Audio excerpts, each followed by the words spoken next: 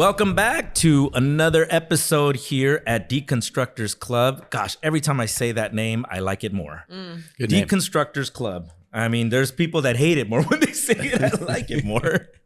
Well, we've been on a journey. Several of our episodes have been talking about deconstruction. And so I'm already going into it without introducing myself. I'm your host, Alex Weiss, and our co-host, the Magnifico, Reverend. You're not a doctor, you know, Reverend Doctor. I am a doctor, yeah. Oh, Reverend Dr. Bob Azarito. I can't do anything for you, but I'm a doctor.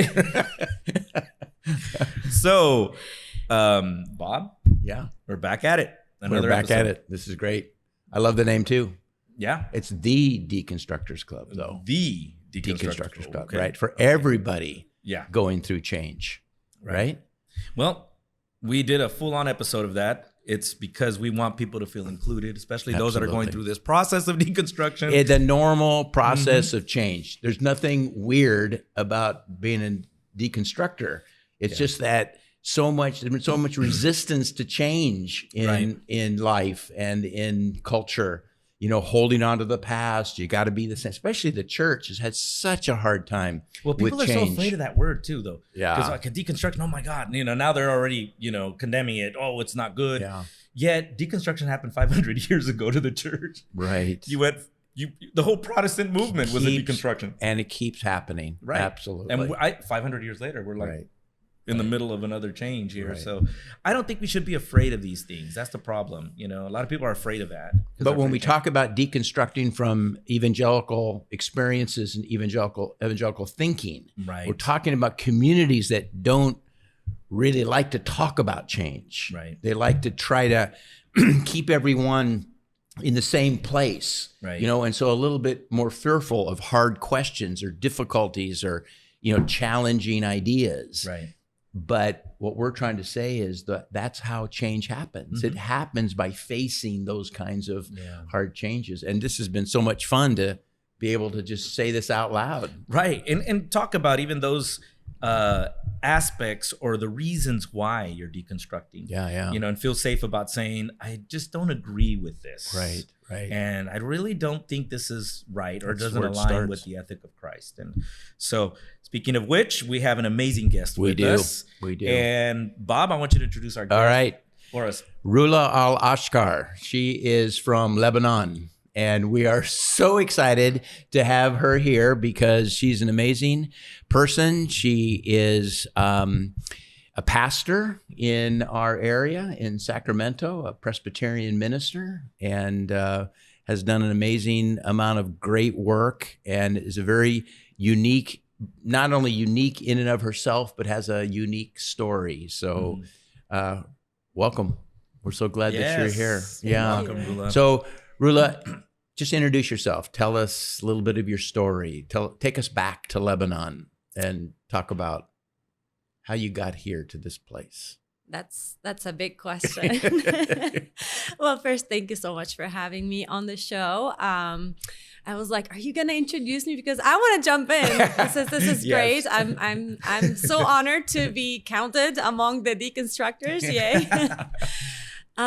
So as you mentioned, I come from Lebanon, born and raised there. And I came to the States only 6 years ago to actually do this, to be a minister, because when I was ordained or when I graduated from seminary, they had not yet ordained women in Lebanon. Wow. I know, yeah. And I felt the call early on in life, and that was the way for me to pursue being a minister, is to come to the States. And so here I am. This is like my fourth career. Yeah.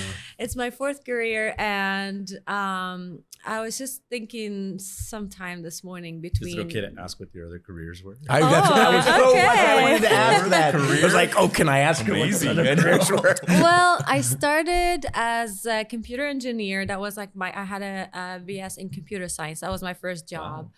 Wow. And I was not really meant to do that work. It was just like this challenging thing. I was like one of the few girls in class. I was like, "Who? Look at me," you know. Yeah, Always wanted to kind of push boundaries. You? And, yeah, right. Really? I just So- cannot believe that. It was really ego driven, and then I realized 3 years in, this is not the work I want to do. I'm not meant to be behind computers. I'm meant to be with people. And this is the time when I actually wanted to go to seminary, because at 17, when I said, "Dad, I want to go to seminary," like a good Arabic dad, my dad said, "No, girls don't do that." So at 25, I was like, okay, now I'm independent and I really still want to do this thing.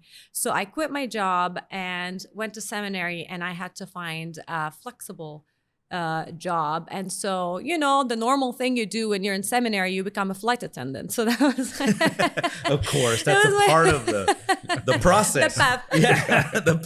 I mean, Wow. joking aside, that experience has prepared me for church, because you had to wake up every day, put on a smile, look nice, fix your hair and makeup at 4 a.m. and smile to people who are being rude to you, when all you want to do is You punch notice them she in the just face connected that with church. So and go back to bed. Yeah. we're tracking. No, seriously, it did teach me a lot about not only patience and kindness, but also how to be out in the world. And as an Arabic person, we have a lot of emotions and we're not afraid to express them. Oh, yeah. So it was a great experience for church, fortunately or unfortunately, to be able to deal with all kinds of people and be kind and nice, and remember that you're not representing yourself. And the airlines, you're representing the company, the uniform. Like in church, right? You're representing the church or Right. God.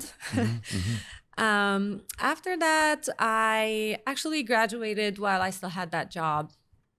And then I went back to the airlines. And this is the point at which I was like, well, maybe God is actually calling me to dine in London and shop in Paris and tan in Africa while everybody is cold at home. Maybe that's my real calling. I really kind of like tried to push the call on this side until God had got fed up with me and actually pushed me off the cliff. This is when I actually finally quit and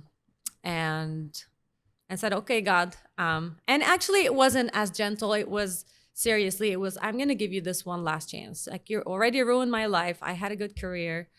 I made good money, and you call me to this crazy thing. The church is against me because I'm a woman.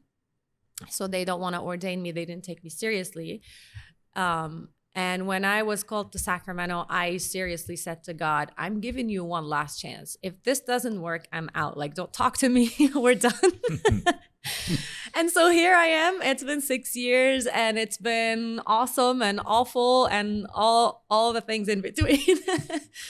Yeah, welcome to Sacramento. No. I didn't mention all the rest of the careers. I did some dancing for 7 years in between concurrently, and I did I designed online courses for the American University in Beirut. So and I actually did some teaching on this side. So I actually had more than 4 lives or 4 careers. Yeah. But Tell us a little about your family. I'd be very interested to hear about your family that is still there, right? Still in Yeah. Lebanon? Yeah. yeah, so I come from a family of 5. I had 2 brothers. I'm a middle child. And, I recall in my childhood, I think I had a normal-ish childhood for a lower middle class family like mine.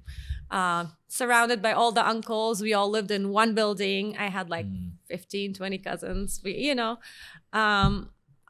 grew up, middle class to poor. We kind of fluctuated, but we didn't know it. I think you don't know you're poor when you're poor because you have no frame of reference. So I think I had a fairly good childhood with some traumas sprinkled in between. Yeah, and you grew up a Christian. We right? were Christians. So here's the funny thing. I didn't come from a religious family. Religion in Lebanon is part of the culture. And so we were culturally Christian, and I was born Presbyterian, which is, Protestants are 1% of the population of Lebanon, and Presbyterians is probably maybe half of that now. So I'm a very rare species. Yes. So you are born with your religion. It's on your civil record. So it says Protestant on my civil record, right? But we didn't really go to church. We occasionally did on Christmas and Easter, and we went to this because I went to a Catholic school because that's what everybody does. I went to the village school. And occasionally my parents would take us to this weird church that looked different than that church that I know, and where students learned English as opposed to in my French school, we learned French. So it was kind of this like weird environment that I didn't like fit in. And so I didn't really come from a religious family, but we, you know, obviously observed Christmas and Easter and all the other Catholic feasts in between that are part of the culture. You know, we went to the festivals and did all the things. Yeah, that's my family. So you came out here to pastor. I did. How's that gone? How do you feel your experience has been, I guess, in the last 6 years that you've been out here and pastoring? Because you said this was what you were feeling called and originally. Yeah. And how do you feel about what you've been through, where you're at now, and where you feel like you're going? It's a really good question. Backtrack a little bit. When my first day in seminary in Lebanon, I felt like I was the queen of the world. I was like, oh my God, this is freaking amazing. Like, you know, and so to be on this path was highly fulfilling. And when I came here, actually, it was a really hard time of my life when I came here. I had lost my job. I had lost my house. I was engaged. I was about to get married, and then like broke up. And 10 days later, I'm in the United States with no one. Like I knew 0 people. I actually, the head of staff at the church that I was a resident at interviewed me once. So I had met him once, but I really had no one. So it was a little hard personally. Stepping into this new culture. I served an intercultural church, and that was just great because it was a good easing me into the American culture. It wasn't just purely, is it okay to say white American? Yeah. It wasn't that. Definitely. And so it was more of like a family. My first church was really a family. They took me in. They took really good care of me. And so that was a very healing and affirmative experience. It was so affirming to my calling. And I actually read the newsletter article, my last newsletter article to them just not long ago. And in which I said, you know, how great the 3 years were, and I said thank you for helping me affirm my calling, because at first I wanted to go into academia, and then after serving that church for 3 years, I wrote in my last article that congregational ministry is my calling 3 years ago. Yeah, I mean, it's amazing the experience that you have at a church.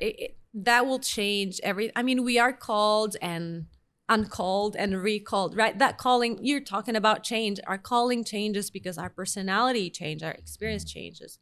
So I went to a different church and I served another 3 years, and I'm just actually rolling off of that. And it was a bit of a different experience because the structure of the church was different, the culture was different, and there were ups and downs. There were definitely high highs and low lows. I was more exposed to the institutional part of the church because that's the thing. When we come in to ministry, we think we're going to do the work of Jesus, and then you realize that half of that work is politics, administration, the things that no one really wants to deal with. Like, this is not what I signed up for. And so these were hard things for me. I come to this country with completely different lenses. Having grown up in Lebanon, I don't trust systems because corruption in Lebanon is so obvious and so explicit.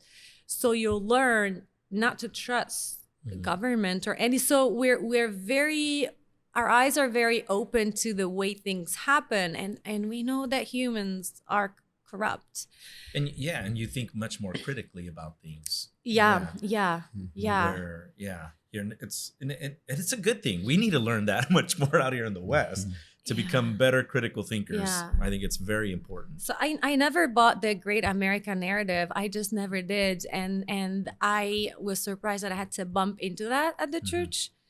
And so that was hard to navigate, just kind of, and I'm going to say it as a person of color, as a woman of color, as a young person, as a single person in the Presbyterian church, all of these things will single you out.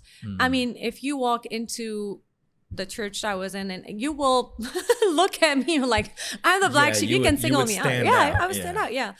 And it was like that also kind of culturally, ideologically, theologically to a certain extent, where you feel like you're really the only one saying certain things, and everybody else agrees on the way the system works, but you're the one just poking holes in the system.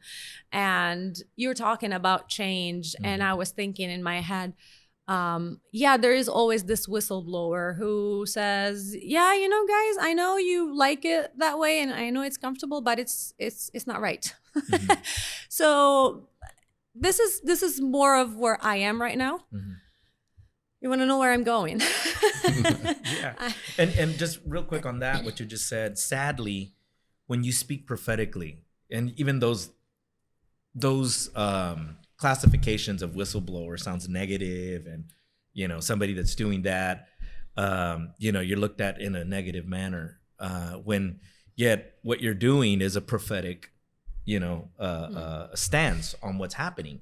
You're speaking toward something that's not right, something that's not aligned to principle, something that's not aligned to what we were talking about earlier, the ethic of Christ. Those were the motivating factors that led to a lot of our deconstructing and a lot of our pulling away from systems, like you're saying, and looking at them in a completely different manner. Yeah. So it's neat that you talked about that, because it's something that people don't realize, that they're still within a system. And in that system, or however that institution is, or whatever organization they're in, they feel that something's not right, or they see things that are going on, but they feel that they don't have, you know, the authority to speak up, or they don't feel, or they feel like, or they don't want to be blacklisted, or, you know, because of what they or said. They don't want to disturb the peace, because if you're a person of privilege, you're benefiting from the way the system is. So why change it? It works for you. Right. If you're doing great, why change? Right. Yeah. And being a whistleblower is hard. Yeah. I mean, it's hard. Oh, yeah. I mean, and bad things happen to whistleblowers. Oh, yeah. I mean, Jesus was the original whistleblower. I mean, not the original, but he was a whistleblower, and bad thing happened. Well, he went to the him. cross. Yeah. To calling out systems. So, and of course, you know, there's always, you know, benefit to experiencing some suffering. We do benefit because so we have to whistle blow when we feel the compulsion, the guidance, the calling to speak out and speak up. But I know, but it's always usually about systems. I just want to come back to that a little bit. It's about systems, because, you know, we've known each other for a while. What year did you come here? 2018. 2018. Okay, so we probably met really closely after that at something. Yeah. And I've known how I've heard you talk about how much you like that person and love that person and have a relationship with that person, and know that, you know, and you talk in a very endearing way about people you've met, people that have, you know, strengthened you, helped you, encouraged you, you know, all this kind of stuff. And so when we talk about whistleblowing, it's not a rejection of the people. It's a question of the system that is not working for people, and not really working in the way it was designed to work, or maybe along our greatest ideals and what we're supposed to stand for, what we're supposed to, you know, follow. So, you know, to be a whistleblower it's a hard job, because it's often, some people will take it personally, as if you have a problem with them as individuals. And of course, we're all imperfect. So nobody's going to stand up and say, I'm perfect. You know, that's not what a whistleblower is doing. A whistleblower is speaking to the system Can I say just a quick thing? Yeah. And it's not something you choose. Like for me, it's really not about myself. It's not about standing out. It's really my call. I cannot not. I just can't. I'd rather go do something else. Yeah. And it's why I brought up it's prophetic because I feel that a lot of what our passion and our call is that we misinterpret it as ministry is really a prophetic ministry to stand against injustices. That's how you and I bonded, actually. Exactly. That's how Alex and I met because we met around those topics of like, we do find ourselves not being able to be our authentic selves in the structures that are already existing. And I love, Bob, that you named that because I have a lot of fond memories with both of my churches and I love the people. And that's why I struggled. I mean, in my last decision to leave the church, which is just last week, I struggled with that for a long time because I love the people. And I want to say it's not about this church. What I'm referring to is that whole water that we swim in, that whole, I don't even want to call it the whole denomination, the way church became church, the empire of the church in the year 2024. And it's interesting because that's one of the reasons why a lot of people don't want to leave their churches, even though they don't feel good in their church, because they're like, I know this institution is not right, but I have people here that I love and they love me and I feel good about this, but I don't feel good about being in this, like you were talking about, this whole, context. And it's tough. It's a really hard thing. It wasn't like, one day we decided, hey, you know what? I want to deconstruct, just get out of here. I just want to change and I want to, pack up my bags and leave. It's like, no, you're dealing with a lot of relationships. You're dealing with a lot of grief. Exactly. It comes with a lot of internal struggle and grief. You not only lose people, there is an internal struggle because, I mean, I had to face not being able to live authentically with my own values and principles. And this is something I just cannot do as a person. I know some people could live their entire lives putting on masks, and I've done it for a long time. We've all done it for a long time. We all go through those, periods when you start deconstructing and you still don't know where you are. You're in that in between, and we know how hard it is. And that's what I'm addressing, being in that in between. I think that for me, when looking back, the hardest part of deconstruction was being in that in between. Absolutely. Because first of all, you have never done that in your life. All you ever known is what your context had been. But yet you've known that's not really you, but yet you've never been given the permission to be really you. So now you're going to walk into that. And you're like, okay, but am I going to lose? Some people are afraid of losing their entire faith. They're afraid of losing so much. And you do, but yet it's liberating because you're coming out into becoming who you really are. And scary. And it's very scary. I think the hardest part for that for me was losing your identity. Because, I left everyone I know and love in Lebanon and came here. I know I can build community again. I know I can do that. It's hard, but it's doable. But it's that, who the heck am I away from this environment? And I think this is really the hardest part for me. And I'm really resonating with Zen Buddhism now. I'm reading this book that's really helping me.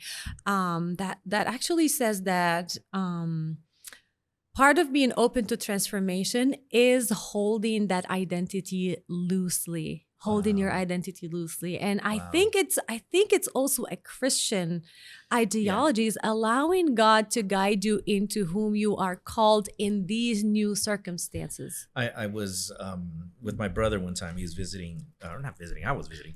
And he's in an evangelical context. But he was telling me about a Bible teacher that they had just brought on staff that challenges the heck out of him because he's much more academic in his presentation instead of just basing it off interpretation, or the common interpretations. So when I went I was like, I want to go hear him. So he's like, yeah, come with me. So we went. I was staying over his house that weekend, and so I went to go hear him speak. And one of the things that he said, and everything that he said was really cool, because he was like, challenging people if there even was a devil. Oh my God, in the evangelical context. That was amazing. I was like, dude, this guy's talking about this in a freaking Pentecostal church. All of a sudden, he became the devil. Yeah, Exactly. There were people that you should have seen the faces. Oh, Yeah. But I like one thing that he said that was so impactful. He said, what we have to learn, what we've been taught to do, and we have to learn to do something completely different, is we have to learn to hold our beliefs loosely. Yes.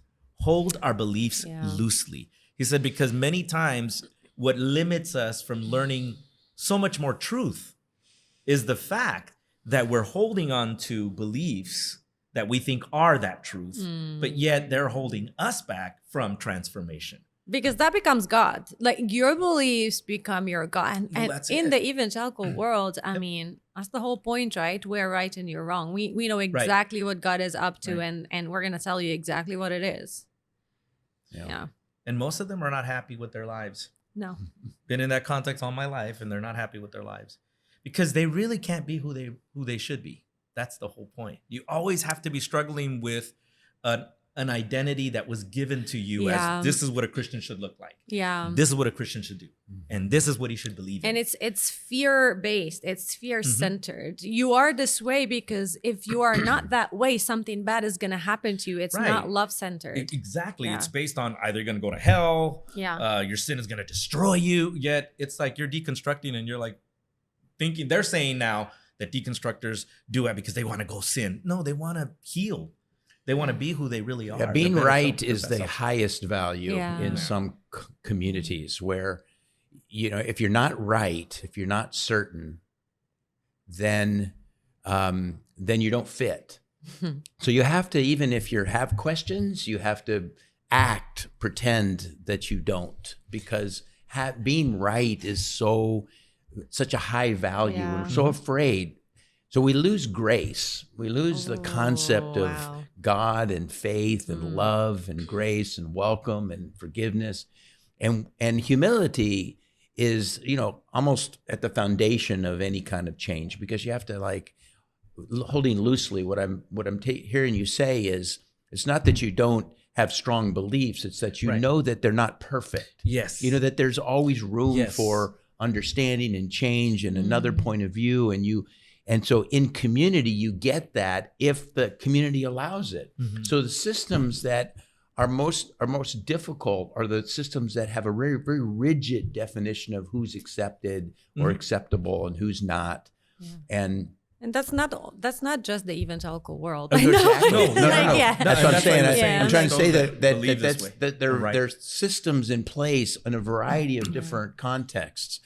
Some religious and some not, that create that kind of atmosphere. And the human, I think, the human spirit is always pushing out against that, because there's something that's stifling and unhuman about that context. And yet it's the gathering. Systems, I almost think they were designed to be partly evil. I mean, because in a way, it's those rigid contexts that bring the true humanity to life and to light. And so, and it holds it down and then it bursts forth and change happens, you know. But we're just going to create other cruddy systems. I was going to say crappy. Can I say crappy on this podcast? Systems that also do the same. But systems have always changed, but they've always been places that aren't. You know, they're not. They're the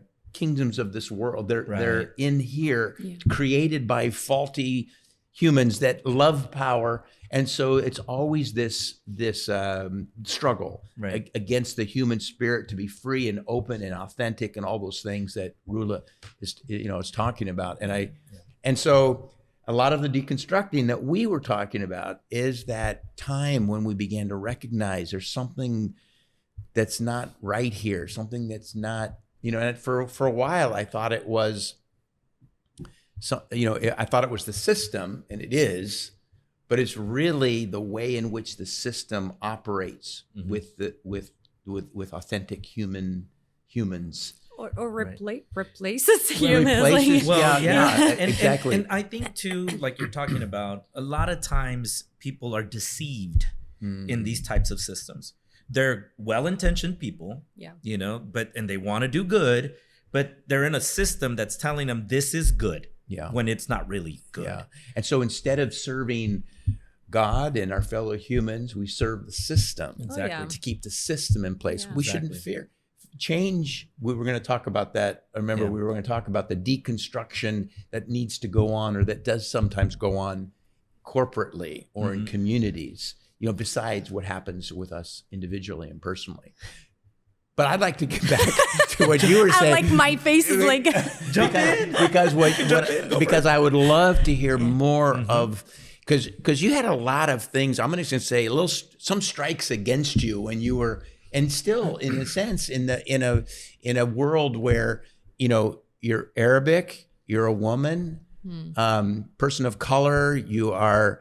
Well, the intersectionality. All of these things that would make it feel like a real uphill sort of battle to just be respected and welcomed and validated and all those kinds of things. But I want to ask one other one. I mean, because this has become kind of current, and I didn't know whether we wanted to get here, but I know what's happening today in Palestine has really affected you. And it ties to the church too. It does tie. And absolutely. I just, it's at the cutting edge of your passion right now, and your heart, and your grief. yeah. So, I mean, maybe talk about that a little bit. From Lebanon,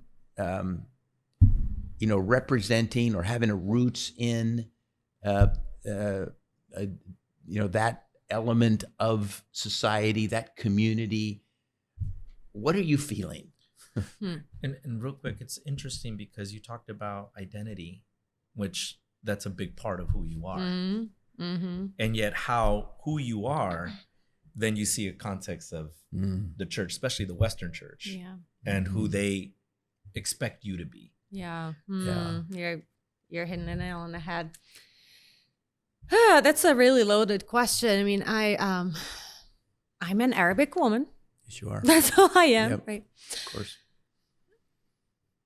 The amount of emotional overload is just so I cannot even name like all of the emotions, but mostly disappointment. I'm very disappointed and just heartbroken over And angry. a lot of Yeah. anger. Just the way the Western church has been dealing with the genocide in Palestine. And I use this term intentionally. Just a lot of mental overload here. We're talking about how in our Presbyterian world, I mean, our Constitution, what's our Constitution? It's the Book of Confessions and what I like to call the Holy Book of Order, right? We literally base our faith. The Holy Book of Order. Yeah. No, seriously. I mean, think I know. about it. These are the two things Haven't that we thought about it in a hold while, the but you're right, highest, right? We Yeah. have what we believe, what's been passed on to us in terms of belief, and then we have the order. Keeping things, I'm putting this between air quotes, decently and in order is our God in the Presbyterian Church. And to see the church ditch our humanity and every single principle that Jesus taught to keep things decent and in order and nice and clean, because we do not want to use inflammatory language, because we do not want to, God forbid, sound like we're anti-Israel, because we do not want to get political, because we do not want to criticize the American government.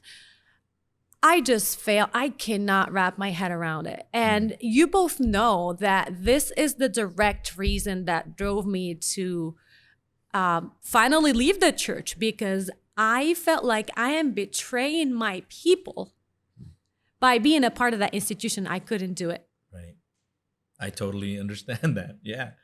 Why you would leave an institution because of, and in our aspects, which definitely with Palestinians, is the racism that there is in the church in America.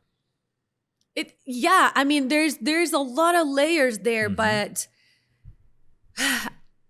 I've been talking about this for the last 6 years, okay? Way before October 7th. And can I just say, history did not start on October 7th. Please educate yourselves before throwing your uninformed opinions everywhere. Not you, but you know what I'm talking about. Yeah, in general, I get it. Even before that happened, I've been talking about this for the last 6 years. There are churches in our presbytery that have pushed back against things I said. They will never invite me to preach again. And, I don't, I don't want to if you're not receptive to hearing the truth, because you have this person from the Middle East. I'm a Middle Eastern Christian, and I'm telling you about my experience. I was born in the aftermath of the Israeli invasion of Lebanon in the 80s.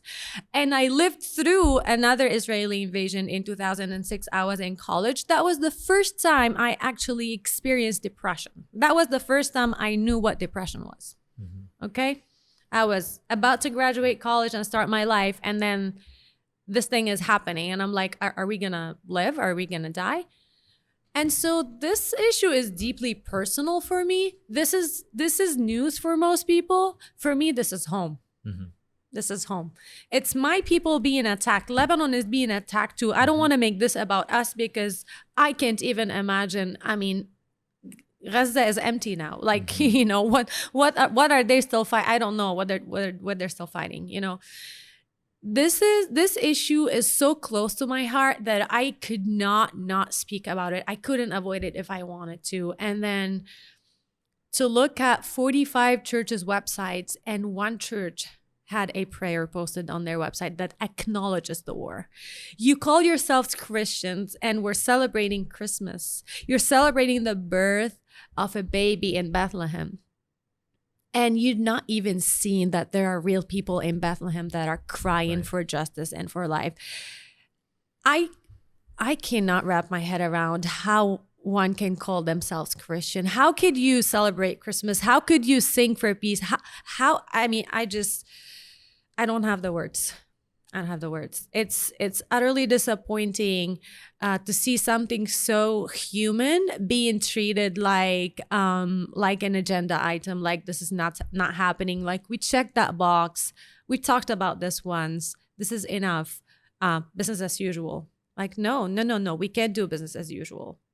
And the fear of it being political is another issue that a lot of people hold back on, trying to make a statement of a ceasefire statement. And it's like, well, we don't want to look bad in this situation, and always trying to play the middle of the road. It's interesting because I spoke this last Sunday about, was it this last night? Was this last Sunday? It was.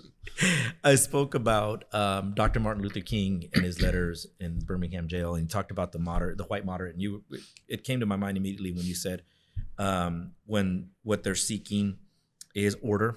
Yeah. And he was talking about how, he said, the moderate white Christian, he said what was happening was that they were criticizing him for having direct action in the marches and the resistance that he was doing, that he got arrested and put in jail. And they were like, you should have waited. He was like, we don't have the luxury to be waiting. We have to do something now. He said, but the problem is the moderate white Christian. He said, for them trying to seek order what they're trying to do is seek order over justice. He said, because order over justice was big when I was reading that. And it said, because they're calling out for us not to take direct action because they want order, but yet it's how did he say it? It's not true peace. It's fake peace. Right. Yeah. It's fake peace because there's no justice happening. Yeah. When when Rola, you first sent out the letter asking churches, pastors to send these out and to get people to sign these declarations and statements, I sent it out to our people and attached it and asked them to read it. Not because I was very attuned to what was going on, but because I trusted you. Because you're a pastor in this church. You are a future leader.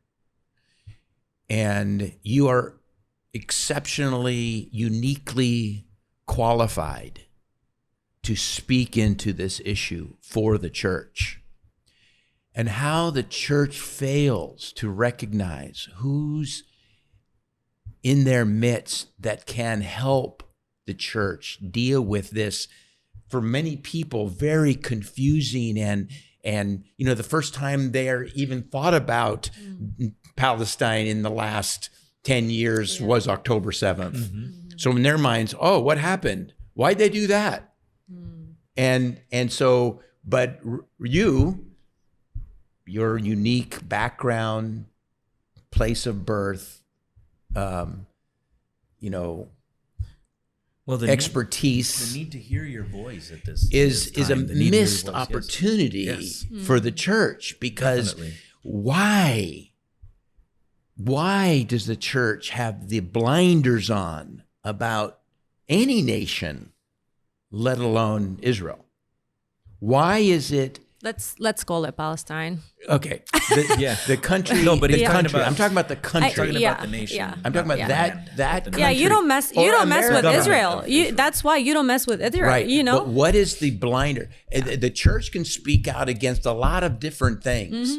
But why? They won't why speak out is against that? the government of Israel. That's Why the is whole that? point. Yeah. Well, and it used to be you don't speak out against America. Yeah. And because you have your blinders on about America. Now, fortunately, some are willing to do that to some extent.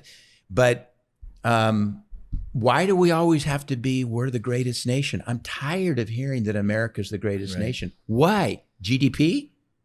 No. Yeah, that's our GDP, Yeah. right? Is that right? Wait, Gross are you talking national about product? Gross national. I don't know. I know. We'll have to cut that out, Nate. Right. Is it because of our financial, capabilities? Is that the great? So this idea that, and so what I've been, I'm Jewish, I'm half Jewish, okay, but I am so frustrated with this country that is oppressing and bullying and demeaning people in the area, that I'm wondering, what is it? Is it theology? Is that what has tied the church to Totally. to this these blinders? You know- Two things. Go ahead. I want to hear your thoughts. But two things I believe. First of all, I do believe it is theology, especially with the evangelicals. Yeah. Especially because their whole end time theology is based around Israel and Jesus returning and elevating Israel and killing off all Israel's enemies.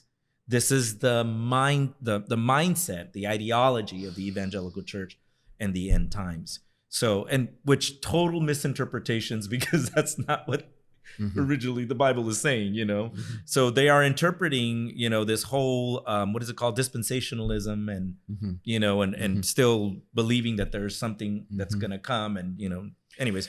But, and secondly, a lot of Christians are Christian nationalists, where, like you're talking about, they exalt America to a point of idolatry.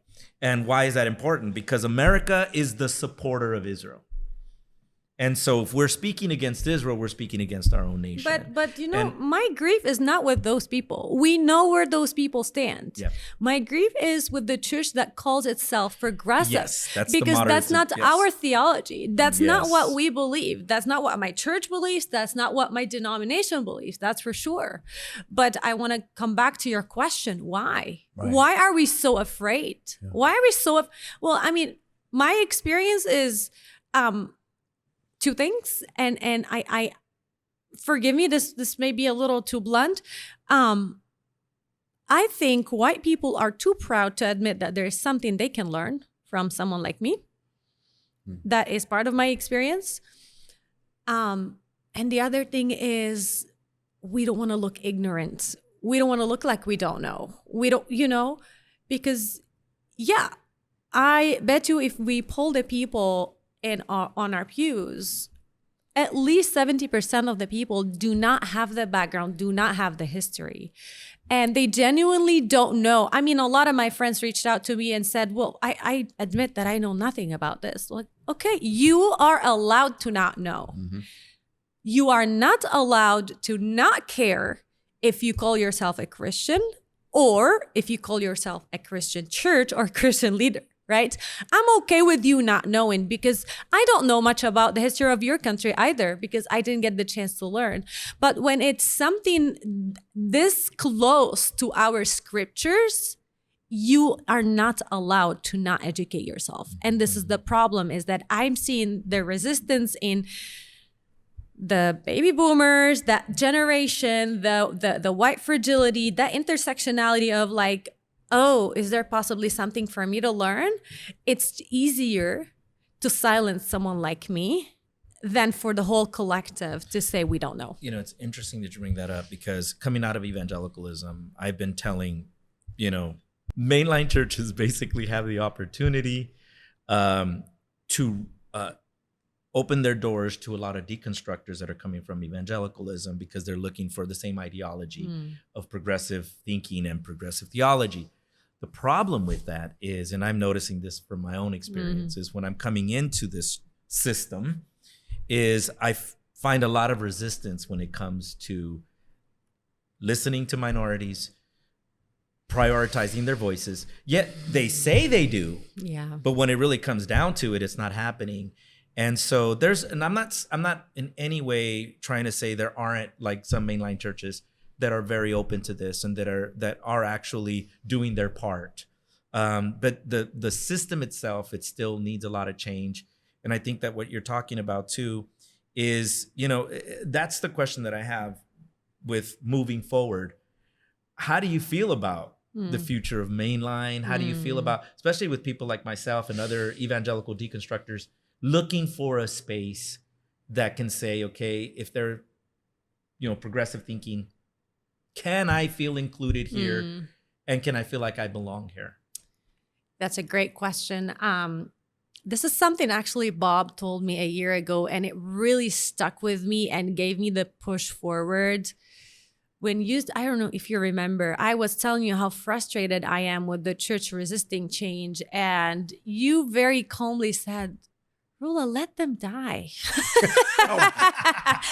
You said this is not. Must not have been me. Yeah. Hey, we got that on tape. No? Well, let me finish the idea because you said totally. This is not the structure that's gonna create the future. You gotta let those die, and you're gonna start something new on the side. And if you can see me on the video, it's something that's gonna come out of the side of the church. So the way I feel about the future is that people like us are going to create it, because Alex, you and I have had those conversations, and we've actually together individually and together went to the church and said, okay, we don't feel safe here. And here and we did. We were together. I mean, it's an actual experience, but we've had those experiences over and over. We're like, okay, church, we are looking for a refuge, but we don't feel safe. Right. You are a safer net than the ones that we're coming from. And however, there are things we still need to do. And so my conviction right now is that my experience is that I burned my energy trying to get the church to change into something that they're not ready for, not necessarily with bad intentions. They're just not ready for it. I see the future. We need to create it. That's the only way you and I can find that safety net, is that we have to create it. That's great. Yeah, and this is where my ministry is heading. I finally learned that I don't belong in existing structures. I don't believe those structures are able to transform themselves as quickly as needed or as we like. And so I think I'm about to fly with my own airplane. Well, Bob and I have had tons of discussions about this, about how change has to occur in a different manner than traditionally. Yeah. We're expecting churches that have been around for so long to change, and that's not happening. Right. And even if it's changing, it's too slow. And there needs to be, like you're just saying, a creation of something that is new, something that is moving with the relevance of our world around us and how we can address these issues. Yeah.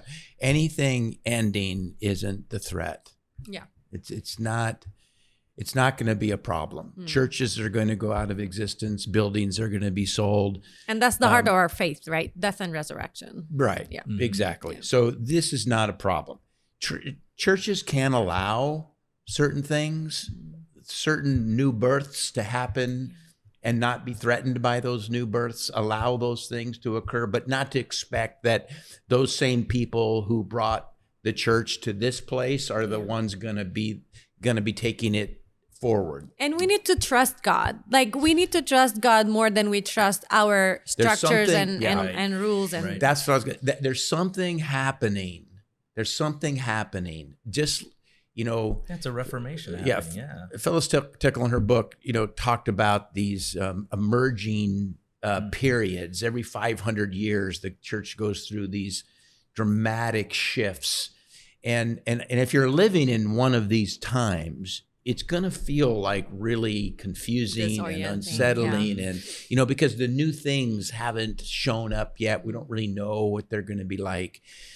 But some have suggested that we're in that kind of a period. We don't know how long it's going to take, but it's sort of like just exactly what you just said, that I need to not be afraid to just let go of those places and just see where it goes, because I don't think we know exactly what the structures are going to look like. Are they going to be buildings? Are they going to be not? Yeah. Who are going to be our partners? Who are we going to join hands with? And if we really trust that God is the one driving this movement, that we gotta let some room for God to move, right? We can keep controlling it, Look, and that's the point of being led by the Spirit. Yeah, we can always see it in hindsight. You can always see it 500 years ago. You can always, but it's harder to see it in the moment. It takes faith. It takes faith. Wow. Yeah. It takes a belief, a trust that something's more is going on here than what meets the eye. And fortunately, we do see some. I mean, to me, you, Alex, and you, Rola, are examples of the new thing kind of happening, because you should be taking these. You should be signing up to go be pastor of that church on the corner of so-and-so that wants, but you're not. There's something new that is being felt, something new that's drawing our leaders, our future leaders. Right. And so for those who are older, to pay attention to that, takes some vision, takes relationships, takes, some kind of humility to say, hey, the future may not be in the hands of those who have taken it up to this point. And I do a sermon on passing the baton, and the race will be lost by the person not catching the baton, but also if the person holding the baton doesn't want to let it go, because that's a passing thing. A passing is a relationship between, one person to the next. And so some of the people who are ready to lead, who have the fire to lead and some vision to lead, they need to trust that. And then those who are, part of the current and the former need to figure out ways to let that baton go, so that the future, and and in those transition periods, there's just a little bit more unknown than at other times. It takes a little bit more trust, I think. And I know there's a lot of stuff that we can talk about, because there's stuff that you're already doing toward, we didn't the even future. talk about yoga. How is that possible? That's my point. I know we got to close. I have to do another episode with her. We're gonna have to do another episode to talk about that. But Rola, I mean, even though this is the first time you're here with us, you're gonna come back a lot of times. So we're gonna really want you to be a part of this. That. Yeah, and because we do, anyways. Just real quick, within a couple of minutes, tell us what you're doing and kind of what's your vision now that we're talking about the future? Awesome. I love talking about this. To be continued. I'm actually also a certified yoga instructor, yoga asana instructor, and I have started a yoga-based community 2 years ago, and I had to put it on hold, unfortunately now, but I plan to come back and bring that community back. And I'm really, really interested in the intersection of spirituality with trauma studies and yogic study. And when I talk about yoga, it's for Americans appropriated yoga like anything else.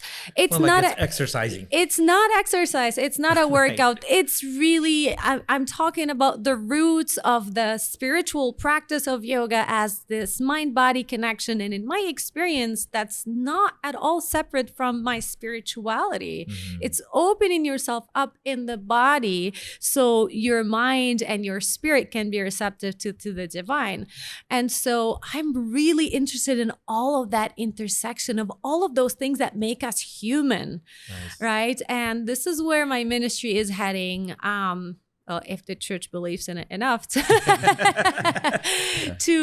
support it, but this is where my heart is. This is where my passion is. I want to continue to create and cultivate this community where I want to call it the church of real people, where you can be a real human with all of the things that weigh us down and all of the things that make us who we are in body, mind, and spirit. I like that name, the church of real people. That's awesome. Well, maybe for another episode, we can talk a little bit more about newness of church and stuff like that. Cause I know we're going to talk to Liz about some of that stuff too. Cause we also want to give people hope. It's not like, okay, forget church altogether. Yeah. This is just not going to happen. It's, it's fatalistic when it's not. Actually building new or creating the newness of the church it just looks very different. Yeah. And like what you're talking about, spaces like these are needed where people say, okay, I feel better and safer there instead of going into an institution where I can feel coerced or anything like that or controlled. So there is hope, people. There is hope. Come to my church. My church is going to be awesome. Totally. All right. Well, hey, folks, thanks for tuning in. I don't know. Thank Bob, you, have a Rola. closing word? Thank you so Thank much you for both. coming. It's been so fun and likewise. You're a fascinating, smart, beautiful, inspiring person, and I just appreciate so much you being here, not giving up, knowing you have people that are rooting you on.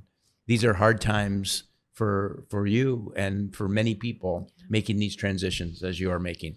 But good things are coming. Yes. I just know it.